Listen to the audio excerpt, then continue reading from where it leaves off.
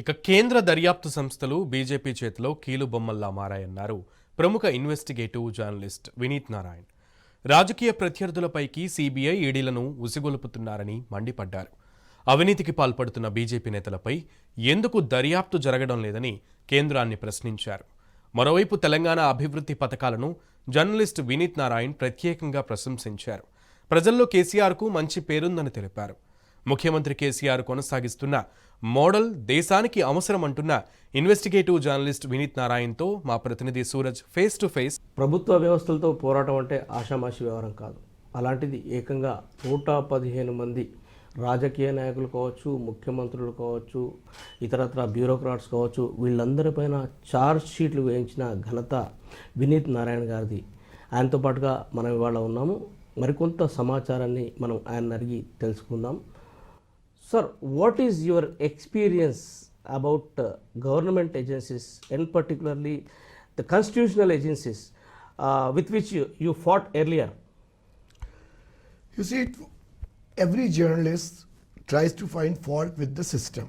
That's our duty, because government has PR outfits to promote its own achievements, to highlight, publicize through media. It is our duty as a journalist to find out whether government is doing what they are claiming or not. And if their claims are not being implemented at the grassroots level, then we come across material with evidence to prove that there has been corruption, mismanagement, tardy implementation. So I had been doing it as a young journalist from very young age. In fact, I was the first ever investigative TV journalist who used to anchor the famous investigative TV show on Doordarshan in 1986 called Sach Ki Parchai, where I invest. But in 93, I came across material which showed me that top leaders of almost every political party were taking slush money from the Hawala operators sitting in Dubai and London. And same channels were also funding Hizbul Mujahideen in Kashmir. So the terror funding and funding to politician bureaucrat was coming from the same source. Interestingly, CBI had all the evidences. They had raided someone, they had found incriminating documents, and they had recovered money, gold, foreign exchange, everything. And yet they were sitting over the investigation for 2 years, from 91 to 93. So then I exposed this whole scam, which is now internationally known as Hawala scam, in 93 through my video magazine Kal Chakra, because those days there were no private TV channel. And then I also subsequently appealed to the Supreme Court through a PIL that investigation must take place.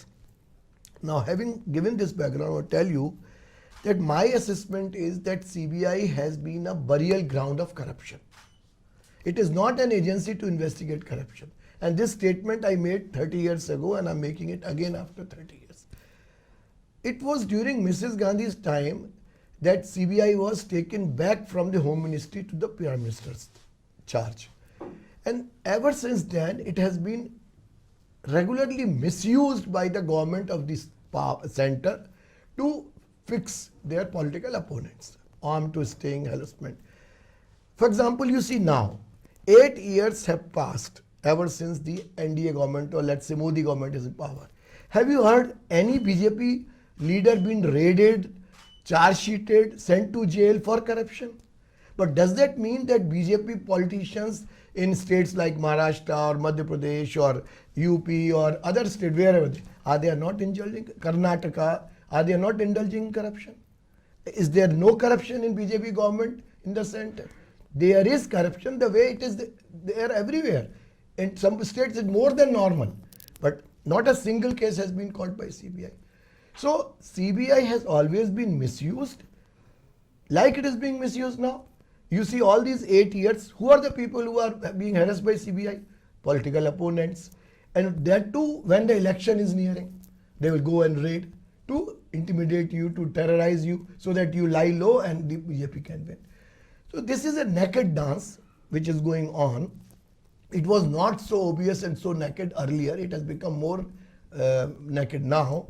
And this is a cause of worry for me, because I fought for the independence and autonomy of CBI through my PIL. And if you recall the famous judgment, Vineet Narayan judgment of 1997, which gave enough leverage to CBI and restructuring of CBC so that these agencies can work more transparently and more independently. No, what actually should be done by the union governments to liberate them, to free them, to give them autonomous or to work them freely in free environment. If they would have implemented Vineet Narayan's judgment in letter and spirit, things would have been much different. But when the parliamentary committee was formed to draft the bill, it diluted the directives of Supreme Court. And previous NDA government again brought back the single directive whereby to do investigation against bureaucrats above joint secretary rank and top politician, you have to seek permission from the government. So if you tie their hands like this, if you misuse them to settle scores with your political opponents, the agencies can never work independently.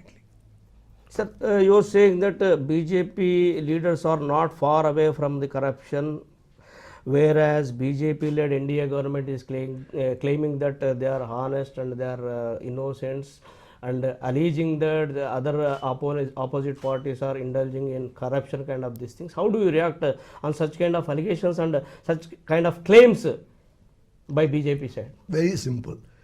As you know, in Hawala case, leaders of Congress, which was in power, majority of them were charge sheeted. Janata Dal and BJP and all parties. So I have maintained safe distance from all political parties and have worked most objectively in my investigations. Nobody can say that I'm playing in the hands of Congress. If I'm playing in the hands of Congress, then how it is that I got 4 dozen Congress leaders charged sheet for corruption? Nobody can say that I'm playing in the hands of BJP, because how is it that I got Mr. L.K. Advani, Madan Lal Khurana, other BJP leaders charge sheet? So I remain objective when I do my journalism. Answer to your question is that because CBI and CVC got much more power than in the past because of my effort or my case or because of the order in my case, they had high respect for me. They still have. In the past, whenever I filed a complaint, no matter how powerful a man was, instantly CBI and CVC got into action. But I'm very sorry to say that in last 8 years, whatever complaint I have filed in CBI and CVC, they have been put in cold storage. And a classic case is of a senior official of National Hydropower Corporation, against whom there was a big case of corruption pending in CBI. He was to be elevated as the chairman managing director of NHPC.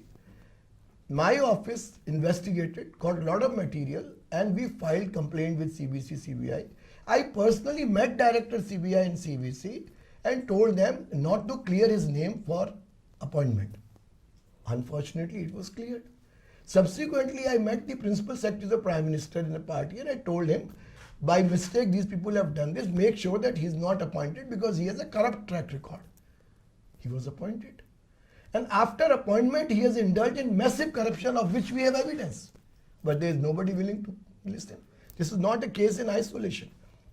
I can give many examples where complaints filed by us are collecting dust and there is no action. So it's easy to claim. For example, there are soft drinks, aerated drinks like Pepsi Cola or Coca-Cola. They are sold like anything, word over. But do they have any health content? Nothing. It's all chemicals, saccharine, carbon dioxide, water. But it's sold like hotcake, right? Similarly, you can sell yourself through publicity, propaganda, but your real test is your action. And action speaks louder than your statements. And my feeling is that it's very disappointing, not just at the central level, even at UP level, state level also have been experiencing. There has been massive corruption and nobody is willing to listen to you. The moment you speak against them, they'll say, you are congressman, you are communist, you are anti-national. This is rubbish. Journalist is a journalist and his duty is to highlight flaws in the system. If we are doing our duty, we are not anti-national, we are nationalist. We have always fought for the nation. So branding journalists anti-national or communist or Congress is a highly objectionable and highly condemnable by anybody who does this. So most of the times, judiciary is leaning towards the current governments. Do you think that judiciary and judges are exception from the system or out of the board, or they are you see, we are all human above beings. the board? We are all human beings. I think it was in 2000, I was addressing a conference of judges in Dehradun. And they were judges from high courts and they were judges also from Supreme Court. And I began my lecture by saying, why do you want to be addressed as your lordship? Because you are not celestial body. You are not Lord Krishna. You are not Jesus Christ. You are not Allah. You are a human being. And all of us human beings have weaknesses. I can't say I'm 100% pure. Lord Krishna says to Arjuna that this material nature is a composition of my three modes of nature: mode of goodness, mode of passion, and mode of ignorance. Satogun, Rajogun, and Tamogun. Interplay of these gunas create this environment, this global human species and animal species. So everybody is bound to have weaknesses. So judiciary, members of judiciary also human beings. So they have their weaknesses. But once they sit at that chair, they are supposed to be highly objective and impartial. But I have seen, not just seen, with all humility I will tell your viewers that I am the only journalist or only Indian who has exposed 3 Chief Justices of India in major corruption cases with evidence.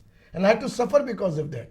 A contempt of court case was initiated against me not in Supreme Court, which should have been, but in Jammu and Kashmir High Court, where I had already exposed the clandestine funding to Hizbul Mujahideen and I was under the threat from the terror organization, and yet I was forced to go and face the trial in Jammu and Kashmir. So this kind of harassment they did, by God is with me. So nothing happened and I never tendered any apology or anything in the court, and court also kept quiet after that. But I proved that even Supreme Court judges, I'm not making a general statement about all judges. Like all human beings can't be corrupt, all human beings can't be honest. Similarly, some judges will be corrupt, some will be less corrupt, some will be not corrupt. But judiciary also is not above board, and this is not, I am saying, even Supreme Court Chief Justice have said that there is corruption in higher judiciary and existing laws are not sufficient to deal with. Sir, in present political scenario, in present context, corruption became most common phenomena in political system. Sir, what do you think about corruption in political system, and how do you see the politics with corruption, and what is important, whether developmental activities are important or dealing with the corruption and controlling the corruption is important? This is a very interesting question and a very difficult question also. Interesting because everybody who talks of corruption and also fights against corruption finds it difficult to win the battle. Ultimately, you are a loser because the people who are corrupt, who are in power, they always win. So it is interesting from that angle. But important it is because common man is bothered or concerned about his or her gains. If a common man gets shelter, food, healthcare, education, employment, they are happy. So now the question is that between a corrupt government not delivering or another corrupt government delivering, or less corrupt government delivering more corrupt government delivering less, what is the priority? The priority is there should be development. And development should be seen, not in newspaper advertisement, not on television advertisement, not in speeches where you make tall claims. It should be seen and felt. Visible. Now, let us take the case of past 8 years Modi regime. What is the condition of employment?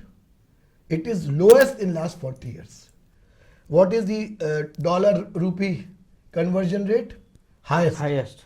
Rupee has gone down beyond imagination. What about the black money? Modi ji had claimed that he'll bring from abroad. No scene of that. What about industrial growth? Where do you see industry? So many industries are winding up because. So on developmental front, I'm not saying nothing has happened. There must be some financial help has been given for building houses, or some ration has been distributed, which has been good. For example, this vaccination thing. So much tall claims were made that free vaccination. You may recall we have this mark on our arm. The vaccination was done from the day we were born. And so many times polio vaccination or malaria vaccination or plague vaccine. Did ever anybody say that we are giving it free to you? It is part of the government duty. So this present regime is claiming a lot and doing very little. But if development is really seen and experienced by people, people forget without corruption. Then they want only what they are getting. Sir, have you gone through what is going on in Telangana, especially what works have been done by KCR and doing by KCR till today?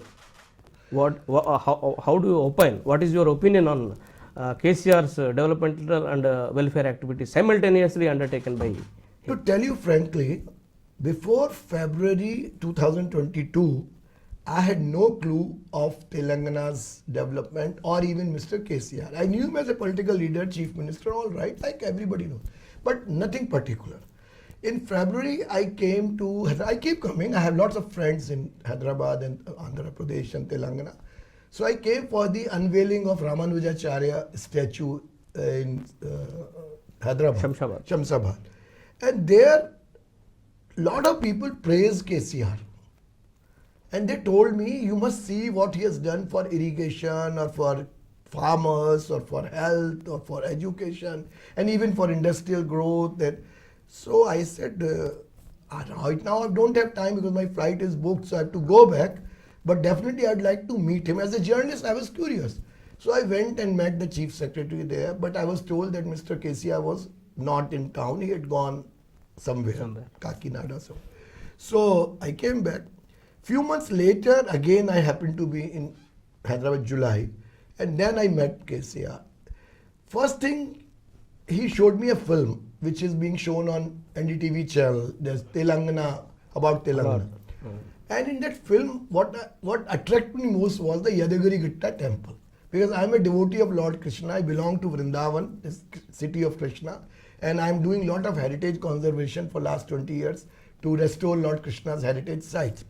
So I was very impressed that this temple has been built by KCR in a record time of 4 years or so. So I requested him to send me to see this temple. The next morning we went there and I was very impressed. Black stone, carved deities, this, that, huge infrastructure, township like Tirupati Balaji. So I told him that there are political parties who are making tall claims about supporting Hindu cause, but without publicity you have done such a big thing. Ram Mandir, it's been 3 decades we've been hearing, 4 decades about Ram Mandir, still coming up.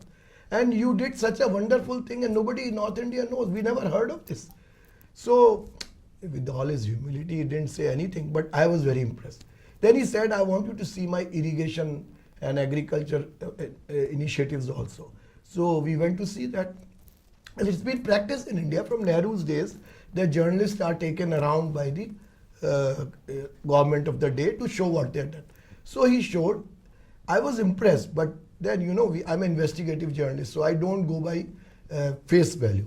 I have a lot of friends who have retired from bureaucracy in Telangana, Andhra Pradesh. I know many scholars, journalists, industrialists. So when I got time, I met them independently and asked about KCR's functioning. Many of them spoke very highly of his achievement. People had some reservation about his not being too accessible or not meeting many people. But for that also people gave me explanation that he's a very focused person. He spends a lot of time in thinking about schemes and programs and then he gets them implemented. Well, I'm not getting into that, but I'm just confirming what I said, that not only what I saw, I heard from people also. Interestingly, I was taking a flight back to Delhi from Hyderabad, and the gentleman sitting across the table in the eating area was a Maharashtrian industrialist. So we were talking. So out of curiosity, I asked him, how often you come to Telangana? He said, I have come after 10 years. So I said, what difference you find? And he came for a wedding, friend's wedding. So he said, word of difference. It's like day and night. 10 years ago when I came, things were very different and now it's a booming state. So now this man has nothing to do with KCR. He has nothing to do with his political party. He's not from Telangana. He's a Maharashtrian. Yet he's making this observation. So such inputs made me confident that what he is claiming, he is also doing at the grassroots level. Sir, being a senior journalist, is there any requirement of KCR's model at country level? Problem is that BJP has played its game in such a way that it is only discrediting all opposition parties, it is harassing them, it is not letting them function democratically. If you have two measuring rods for the same crime, then you are not appreciated. If you have same measuring rod for two crimes, similar crime, then it is fine. BJP's case, as I explained you, for their own government, they have different yardstick. For the opposition, so they've created a chaos in the country, and they also created a panic and terror among political parties. They are scared with, if I do something, if I speak something, they'll harass me. This should not be there. And KCR is one such leader who is taking it through the horns. You know, he's speaking, is challenging and speaking.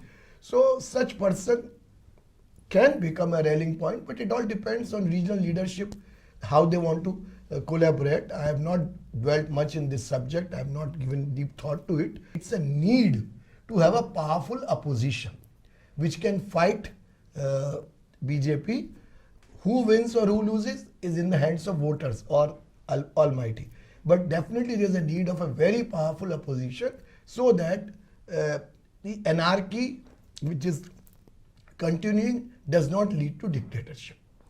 ఇది senior journalist Vineet Narayana గారు మనకు చెప్తున్న సమాచారం. మొత్తం మీద చూసుకుంటే కనుక BJP నాయకత్వం అవినీతికి ఏం అతీతం కాదు అని చెప్పేసి ఆయన వ్యాఖ్యానిస్తున్న పరిస్థితి కనిపిస్తుంది. అలాగే అవినీతిని కులమానంగా తీసుకుంటూ పోతే అభివృద్ధి కార్యక్రమాలు ఆగిపోతాయి. అవినీతి ఎక్కువ తక్కువలు మాత్రమే, రాజకీయాలు అన్న తర్వాత అవినీతి సర్వసాధారణమైపోయిన రోజులు ఇప్పుడు వచ్చాయి. ఈ నేపథ్యంలోనే అవినీతిపై కాకుండా అభివృద్ధి కార్యక్రమాలపైన ఫోకస్ చేస్తే ప్రజలకు మరింత సౌకర్యవంతమైన పాలనను అందించవచ్చని చెప్పేసి ఆయన వ్యాఖ్యానిస్తున్న పరిస్థితి కనిపిస్తుంది. కెమెరామెన్ లింగారెడ్డి శ్యామ్లతో సూరజ్ కుమార్, న్యూఢిల్లీ.